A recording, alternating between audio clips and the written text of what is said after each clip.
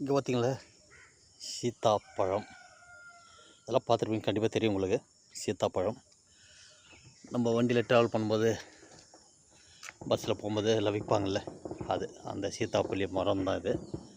So காய் நிறைய காய் இருக்குது பார்த்தீங்களாங்க. பாருங்கள், கலிகளில் நிறைய காய் இருக்குது. அதே மாதிரி உங்களுக்கு அந்த பழம் பிடிக்கணும், கண்டிப்பாக ஒரு லைக் கொடுத்துருங்க. அந்த பழத்துக்கு மறக்காமல் நம்ம சேனலுக்கு சப்போர்ட் பண்ணுங்கள். மறக்காமல் சப்ஸ்கிரைப் பண்ணுங்கள். பாருங்கள், இதெல்லாம் இன்னும் சின்ன காய், இது இன்னும் தயாரிக்காய் ஆகலை. ஸோ இது ஒரு காயே வந்து இது தயாரிக்காயாக இருக்குது. ஆனால் இதை சாப்பிட்டுட்டு கொஞ்சம் தண்ணி குடிச்சிட்டோம்னா கொஞ்சம் அந்த பழத்தோட கோல்டு எஃபெக்ட்டு தெரியாதுன்னு சொல்லுவாங்க. அது எந்த அளவுக்கு உண்மைன்னு தெரியல. ஸோ பார்த்திங்கன்னா நிறைய விற்றுக்கிட்டு இருப்பாங்க இந்த இது.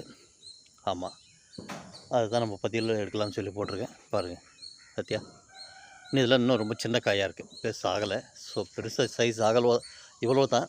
இன்னும் பழகிறதுக்கூடிய டைம் இல்லை இதுக்கு, இன்னும் கொஞ்சம் ஆகணும். ஸோ இப்போ தான் மழை பெய்ய ஆரம்பிச்சிருக்கு இல்லையா. ஸோ இனிமேல் எல்லாம் ரெடி ஆகிட்டு அடுத்து வச்சோம்னா ஒரு 2 நாளில் பழுத்துரும், சாப்பிட நல்லாயிருக்கும். ஓகே நண்பர்களே, இந்த பழம் உங்களுக்கு பிடிக்குன்னா கண்டிப்பாக, பழம் இல்லை இது காய், இந்த பழம் சாப்பிட்றவங்களுக்கு ரொம்ப பிடிக்குன்னா இந்த காய்க்கு ஒரு லைக் கொடுத்துட்டு நம்ம சேனலுக்கு சப்போர்ட் பண்ணுங்கள். மறக்காமல் சப்ஸ்கிரைப் பண்ணுங்கள். Okay, bye, see you. மீண்டும் அடுத்த பதில் சந்திப்போம்.